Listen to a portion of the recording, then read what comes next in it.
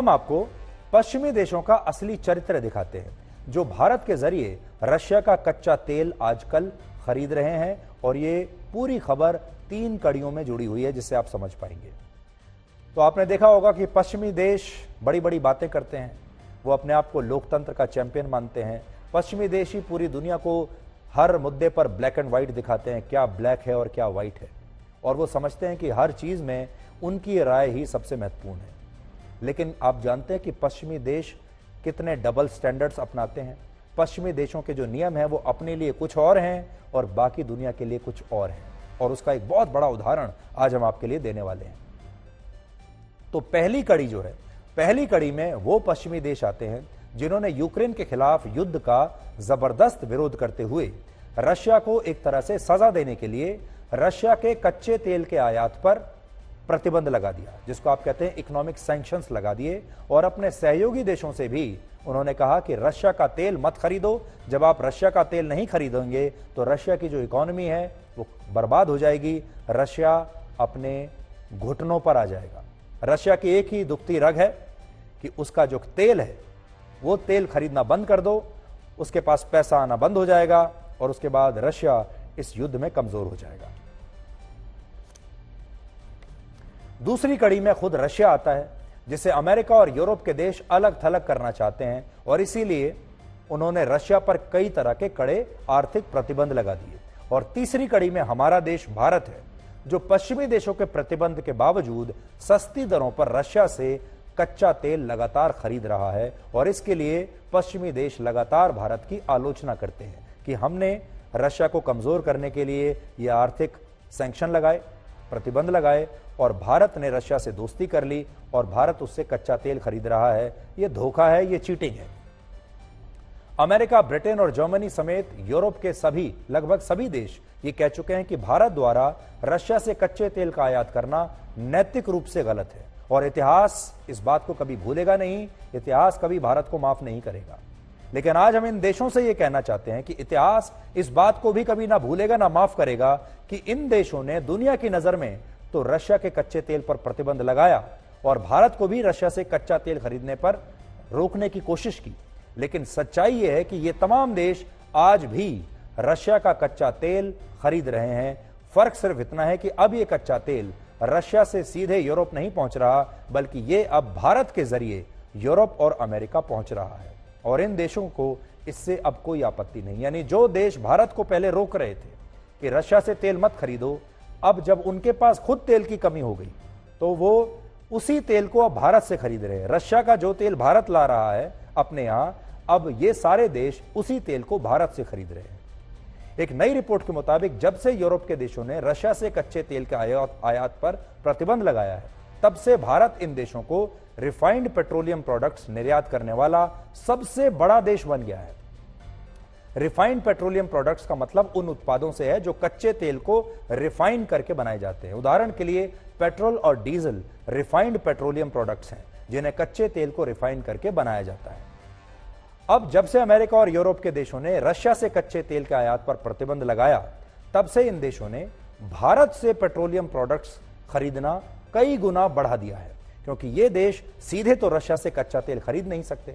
लेकिन क्योंकि भारत अब रशिया से कच्चा तेल खरीद रहा है और रशिया ये तेल भारत को बहुत ही सस्ती दरों पर दे रहा है, बहुत बड़े डिस्काउंट पर दे रहा है, इसलिए इन देशों को भारत से पेट्रोलियम प्रोडक्ट्स खरीदने में अब कोई परेशानी नहीं है।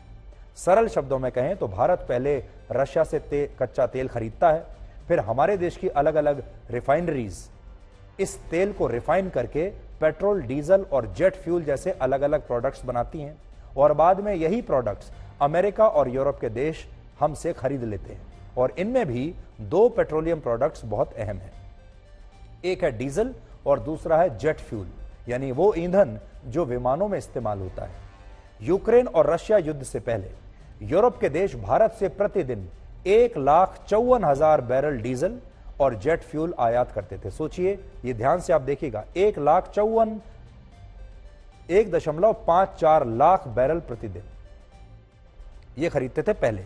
लेकिन इस साल 5 फरवरी को जब इन देशों ने रशिया से कच्चे तेल के आयात पर प्रतिबंध लगाया, तो यही इंपोर्ट अब 2 लाख बैरल प्रतिदिन तक पहुंच गया है भारत से। यानी यूरोप के देश भारत से अब प्रतिदिन लगभग 50,000 बैरल डीजल और जेट फ्यूल ज्यादा खरीद रहे हैं और एक तरह से रशिया का ही ये कच्चा तेल भारत से रिफाइंड होकर इन देशों तक पहुंच रहा है। लेकिन इन देशों को इसमें कोई एतराज नहीं है। युद्ध से पहले भारत दूसरे देशों से जितना कच्चा तेल खरीदता था उसमें रशिया की हिस्सेदारी सिर्फ 1% थी, क्योंकि तब रशिया ना तो सस्ती दरों पर अपना कच्चा तेल बेचने को तैयार था और भारत के लिए भी समस्या यह थी कि रशिया से कच्चा तेल लाने में खर्च बहुत ज्यादा होता था, ट्रांसपोर्ट का खर्च बहुत ज्यादा था। लेकिन युद्ध के बाद जब रशिया मजबूरी में सस्ती दरों पर कच्चा तेल भारत को देने के लिए तैयार हो गया तो भारत ने इस अवसर का पूरा फायदा उठाया और आज भारत कच्चे तेल का जो आयात करता है उसमें रशिया के तेल की हिस्सेदारी 1% से बढ़कर 35% तक पहुंच गई है।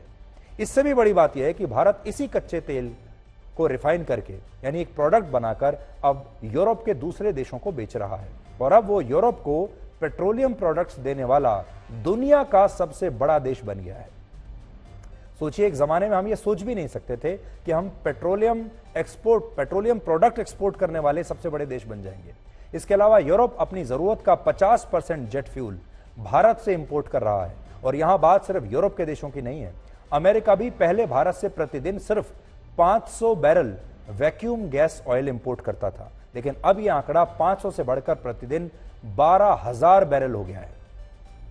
सोचिए कितना बड़ा विरोधाभास है कि अमेरिका के राष्ट्रपति जो बाइडेन ने पिछले साल कहा था कि भारत अगर रशिया से कच्चे तेल का आयात करता है तो यह उसके हित में नहीं होगा। एक तरीके से धमकी देने की कोशिश की थी उन्होंने और तब अमेरिका और यूरोप के देशों ने इस पर भारत को एक तरह से धमकी दी, लेकिन भारत माना नहीं। भारत अपने स्टैंड पर अड़ा रहा और मैं आज आपको बड़ी स्क्रीन पर कुछ आंकड़े दिखाता हूं जिससे आपको पता चलेगा कि भारत का रशिया से कच्चे तेल का जो आयात है वो कितना बढ़ चुका है और यूरोप का भारत से पेट्रोलियम प्रोडक्ट का आयात कैसे बढ़ रहा है। मैं आपको दिखाता हूं, देखिए।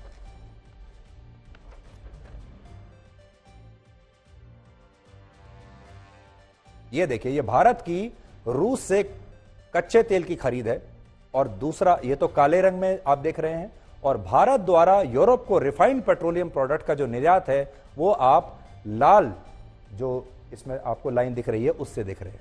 इसमें आप देख पाएंगे जनवरी में हम लोग कहां थे। देखिए यहां आप देखिए, जनवरी में आप इस लाइन को देखिए जो काली लाइन है, भारत की रूस से कच्चे तेल की खरीद। जनवरी में हम सिर्फ बिल्कुल नीचे पड़े हुए हैं, तो 67,000 बैरल जनवरी में हम ले रहे थे और होते होते अगर आप देखेंगे रशिया से अब हम आखिर में अगर आप जाएंगे यहां पर मार्च में तो आप देखेंगे 21 लाख बैरल इस समय हम रशिया से कच्चा तेल खरीद रहे हैं। ऑल टाइम हाई है और ये प्रतिदिन है। तो आप सोच सकते हैं कि कैसे रशिया का तेल हमारे देश में अब लगातार बढ़ता जा रहा है।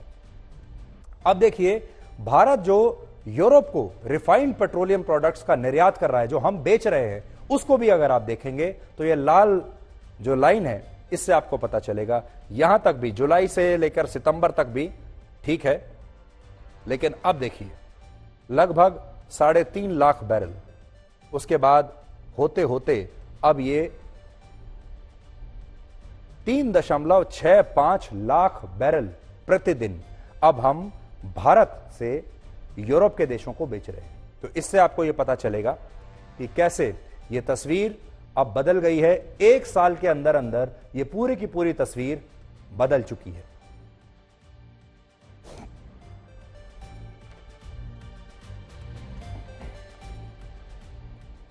यूरोपियन पार्लियामेंट के एक सदस्य हैं जिनका नाम है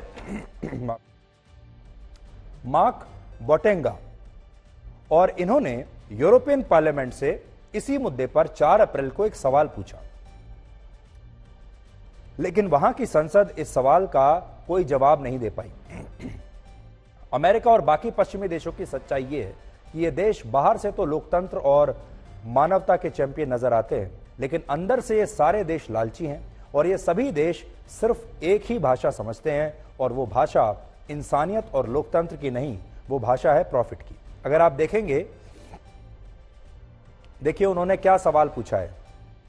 अगर आप यहां देखें, वो पूछ रहे हैं, can the commission confirm that when Russian crude oil is refined in a country such as India, the resulting fuel is not considered to be of Russian origin and can therefore be delivered to the EU?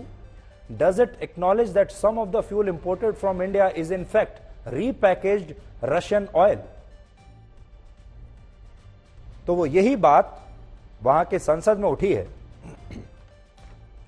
कि आप एक policy के तौर पर कहते हैं कि हम रशिया से तेल नहीं खरीदेंगे, लेकिन उसी रशिया के तेल को, रशियन ऑयल को आप भारत से खरीदने के लिए तैयार हैं। तो जब आप उसी रशियन ऑयल को भारत से खरीद रहे हैं तो इसे भारत का तेल माना जाएगा या इसे रशिया का तेल माना जाएगा? ये एक मेंबर ऑफ पार्लियामेंट ने वहां सवाल पूछा है।